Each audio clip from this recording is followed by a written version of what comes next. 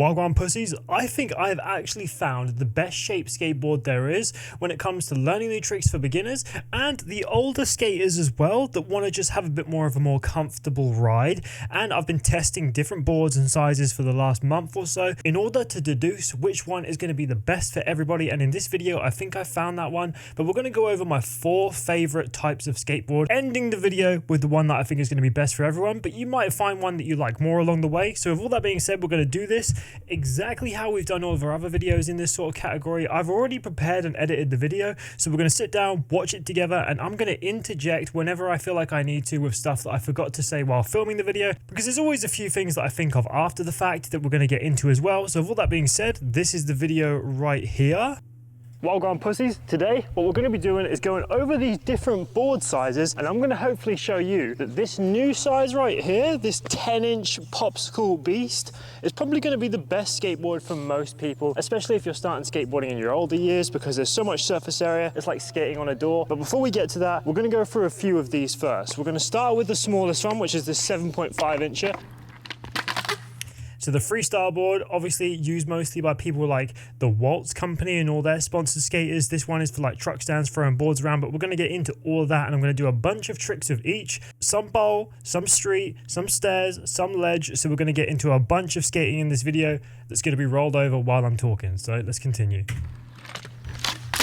We've got an 8.25 here, and then we've got a shaped board. This one's going to come under a few categories, but we've just got the most common one here. And then we're going to dive into this one, do a bunch of tricks with each. I'm going to tell you what each one is good for, and by the end of this video, you're going to know which board is the right shape for you. So with all that being said, first things first, we have to stick this Power Pro to grip on the 10-inch Heroin Beast. Let's get straight into it. As you can see, a lot of these bigger boards normally come in like a shape size like that one there, the Santa Cruz Thrasher. But so you can't really see it very well in the video, but the size of this board is giant. Once I've got it under my feet, you'll really be able to tell. And it's worth noting as well that if you're thinking about getting a board of this size, I actually forgot to mention it in the video, but you're going to need an extra wide sheet of grip to go with the board. A normal sheet of grip I think is like 9 inches wide, whereas this one is obviously a 10-inch wide board, so you think you need like 10.5-inch grip tape or 10-inch grip tape, somewhere around that. But you can find different sizes on the skate shops and in your local skate shop most likely, so definitely make sure you keep that in mind if you're going to be buying a board this wide. This one, what makes it so unique is the fact that it's the exact same shape as something like my escapism board over there, except this one is obviously considerably wider and so much more fun to just cruise around on. And we're going to find out if you can do flip tricks well enough to warrant this being your daily driver. So let's stick this grip tape on real quick. So I think a lot of people worry that if they buy a board this big, they're not going to be able to flip it at all. That is the case with some of the more awkward shaped cruiser boards, but I'm going to go over it completely and show you that you can do all these flip tricks, and I'm going to tell you exactly which board is the best for which type of skating. So we're going to get into everything as we go through this and get it diddly done. Okay, that should do. Just about. Do you want to know something that's funny, right? In my recent setup with the Gucci board, I literally showed that the grip only had about a centimetre extra of grip at the end when I was setting it up. And one of the comments was like, this is one of the biggest dramatisations in a video I've ever seen, and I've been a content creator since 2015. I was like, fuck. Yeah, people love calling you out for such stupid stuff, it's ridiculous. Fucking hell, I think that's one of the biggest drama queens right there. Let's crack these bad boys open, make this a real quick setup. This has become like a little filing stick. By the way, if you don't have one of these knife sets, like this little box here that you can see that I've got right here, I 100% recommend picking one up because they're so good for board setups and stuff like that. Like you can use the handle for filing it down. You've got like 10 different blade sizes for all different signs, and it cuts the board precisely perfectly every time. And obviously the most satisfying part of any board setup right here, when you get it all off in one go, doesn't get much nicer than that. I mean, just look at this already. Like before you've even put the trucks on, if you were going to go for a carpet board, something like this would be so good. But it takes up my entire foot, and I'm a size 9, so the majority of you will have your entire feet taken up as well. That's size 10 US. Not sure what it is European, but for carpet boarding, this thing is so good. So even if you just used it for that, for learning tricks in the winter, if you're from the UK or Europe or whatever, it could be a massive benefit for that, I can see. That just feels beautiful. Love it. One thing you do have to know is for a board like this, you're going to need bigger trucks. So for a normal size board, you'll need about 144s. These are 169s, I believe, which are big enough to fit a 10-inch deck. Yeah, obviously you need to make sure you get those. If you don't get trucks of the right size, you're going to be wheel biting all the time and it's just going to look ridiculous. As you can see, this board's got wheel wells to counteract that a little bit, but it doesn't help 100%. You're going to need to make sure your trucks are the right size. If you look at the size difference there, okay, starting with the smallest board, we have this one here from Webz. Now we're going to go through these about a couple of minutes at a time, so we won't dwell too long on them, and I'm going to show you some tricks that you can do and which ones are best for what. But this one is a freestyle board. Basically what this is good for is if you ever wanted to try tricks that you see people like Rodney Mullen doing back in the day, 80s stuff, and a lot of the kids in Japan right now are keeping the freestyle scene alive, and there is some people in the UK, but you don't see it that often. But yeah, go check out Webz Skateboarding if you want to see some of the craziest freestyle boarding out there. They're the guys that sent me this skateboard, so I fully disclose that, but definitely check out their channels. I'll link that in the description too, because they do some insanity when it comes to freestyle skateboarding, and they're putting it back on the map one trick at a time. Basically what this is good for is being able to throw it around and do stuff like Casper's quite easily and fun, because it's so small and easy to get flipping and spinning and keeping under your feet that it's great for tricks like that. And if you're doing tricks where you want to stand on the nose and stuff like that, it's squared off on both ends so that you can easily stand on it in truck stand and pogo and stuff like that, and it won't slip out or slide out. It's got skid plates on it in most cases so that when you do stuff like manuals or walk the dogs and you need to scrape the tail, it doesn't wear down the board at all. You wouldn't ever see someone skating one of these in like a bowl or something, doing tricks like blunt fakies or rock fakies or anything like that, because it's just not what the board is built for. But you can still do plenty of tricks on it. Whoa! Another thing that these boards are great for is they almost always come fully set up, and you can see with the wheels, they're squared on the side so that you can hit primos and stuff like that. This is going to be a very niche board for a lot of people, and not a lot of beginner skaters are ever going to want to get one of these unless you want to do the 80s style skating. But they do flip and spin quite nicely when you're doing primos and stuff like that. So this is obviously for a very niche market, whereas the rest of these boards in this list are actually going to be for more the run-of-the-mill type skater. This one right here is from my own brand, Escapism. Sadly, you won't be able to pick one of these up if you're from the US, but if you're from the UK, you can find the link for our store in the description. Couple of tricks I recently just learned. But this is just your standard 8.25. So many people know exactly what this is for. It's what most people start off with when it comes to skateboarding.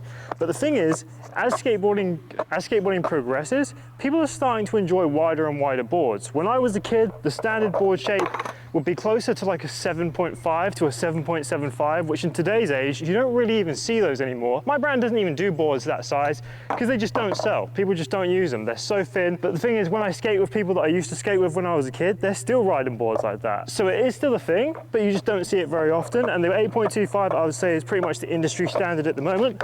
Very much the middle ground when it comes to giving you enough space on the board to ride and still being able to flip the board and spin quite easily and whatnot. But to be honest, in my personal opinion, I think that these kind of boards are slowly being sized up still. Like when we get to that 10-incher, you're gonna see just how comfortable that looks compared to something like this.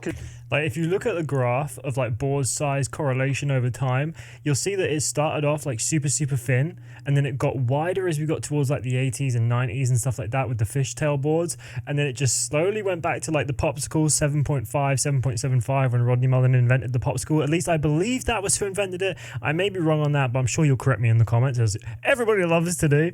But anyway, so you see that, and then it will go slowly up to like 8, 8.25, 8.5 as we get into what we skate today. And now you're seeing these boards that we're going to get into at the end of this video coming up to like 10, 11 inches, and even some like dastardly like egg-shaped boards. I don't know why that is. If you prefer a wider board, let me know why down below. To be honest, if you're just starting skateboarding, this might be good for you, but I feel like if you're not looking to get into like really extravagant tricks, spinning and flipping the board, then you might just be better off with a more cruiser shape or the wider 10-incher that we're coming up to in a minute, because this, it has a lot of capabilities with spinning and flipping, but it also has a lot less surface area for you to land on. So while these boards are great for learning new tricks and starting out, I feel like the wider the board is going to be the better for people that want a bit more safety, want a bit more stability, and if you want to take your tricks to the bowl instead of doing flip tricks and stuff like that, because I will be honest, learning bowl tricks and the mini ramp and stuff like that is far easier than learning how to do complex flip tricks. So a lot of people tend to move towards that as opposed to doing like double tray flips, triple flips. Depending on the kind of skating you want to go for, if you want to have something more safe with a lot more surface area, you probably don't want to have this one. You're going to want to go for one of the next ones. So with that being said, let's check out those next. So this next one, now this is more of a specialist type board. You'll find a lot of older gentlemen riding something like this, especially if they grew up skateboarding, maybe dropped it for a bit and then came back. This is a great place to be if you don't want to do really any tricks at all. And if you can't already do tricks before buying one of these, you're going to have a real hard time learning them on a board this shape. Mainly because I do say that with certain tricks that is the case with like flip tricks and stuff, but if you want to do like bonelesses, no complies, this board might actually be perfect for you. it's slightly heavier and the shape that it is, it just doesn't really lend itself to tricks. Obviously you can do a kickflip and stuff like that,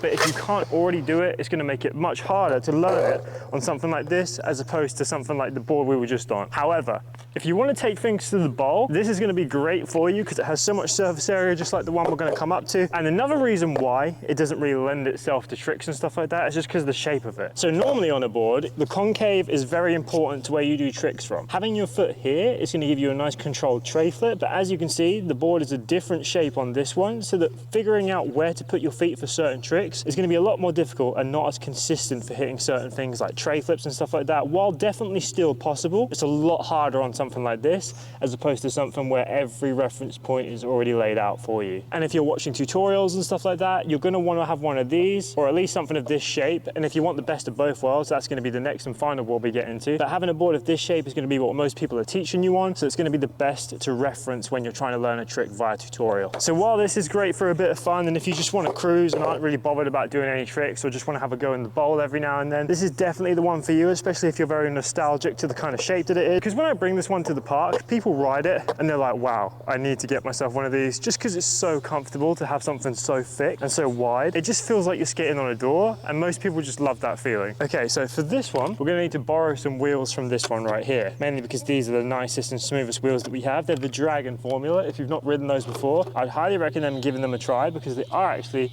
really, really good. People kept recommending them to me and I finally got some and tried them, and here we are. And I'm very pleased with how they've turned out. Okay, the fourth and final board for this video, definitely my favorite that I'm looking at right now. And as you can see, it's just like a normal popsicle shaped board, except twice as wide almost. I mean, it's only like an extra 1.5 inches, but that extra width makes it so much more comfortable to ride. As you can see, I've got my whole foot on the skateboard here. Gonna be great for cruising around, great for doing any trick that doesn't require too much flipping of the board, but it's the perfect middle ground between the last one that we saw, the cruiser shape, and also the 8.25, because it's still got the shape and reference points of something slightly smaller and better for flip tricks. However, it's got the width and landing area for you to ride and land on things a lot easier. It's just going to be a little bit more difficult to flip, and if you're going for bowl tricks, it's definitely going to be the best for that, because it's... I say it's going to be a little more difficult to flip, but it's not actually that much different, to be fair. Like, obviously it's going to require a bit more of a flick, but once you've got the kick flip or tray flip or whatever trick you're trying down, I feel like it very much translates to this kind of board, because obviously same shape, and obviously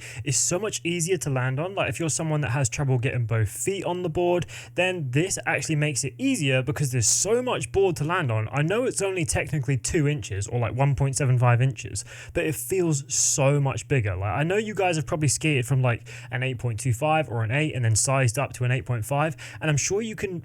And I'm sure you remember how big the difference felt, even when it's just like an 1/8 of an inch. So 100% this is a massive difference when it comes to the size, but it doesn't make that much difference to the tricks. So I recommend trying it out if you haven't, and I get into the price as well, which you're gonna like. Got all the same shapes, sizes, grooves and bumps that you would expect to find on a normal run-of-the-mill skateboard, but just got so much area and it's so comfortable. We're gonna take this for a cruise around the bowl, do some tricks and whatnot. And a lot of people are gonna be wondering, right, can you actually do flip tricks on stuff like this? And I would say this one is going to be a lot easier than the cruiser shape one. Now, you may be thinking, what happens if I get wheel bite? Well, the great thing about these kind of boards is the fact that they have wheel wells right here, like little grooves cut out in the board, that even when you lean really far on one side, that would normally cause the board to halt like you're hitting a pebble, it will actually save you and grind straight over them because it has their wells cut out of it already. The wheels will just slide straight through. So they've even thought about that on this shape.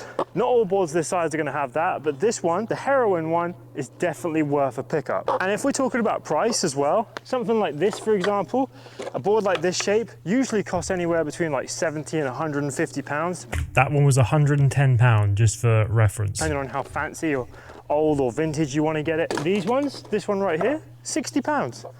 So incredibly good pricing, and if you want to learn new tricks, and if you want to chill, not too bothered about flip tricks like I keep saying, I feel like this is definitely the one for you. But if you're learning tricks, then it's also going to be great for you because it's kind of hard not to land on, and you're still going to be able to watch the tutorials and learn from them just as well. Well, that pretty much covers that video. To be honest, I definitely think the best one out of all these for a new skateboarder, or if you want to try something new, is the 10-inch board. Definitely give one of those a try. If you're an old school skater that wants something more shaped, go for the cruiser one, because you can get them for a decent price too. But when it comes to going for an 8.25 or a 10, if you feel like an 8.25 is really not helping you and you feel a bit scared still, try out the 10, because everyone that I've let try this board has said it's a game changer. So with all that being said, I hope this video helped you in some way, and I'll see you guys in the next video. Peace.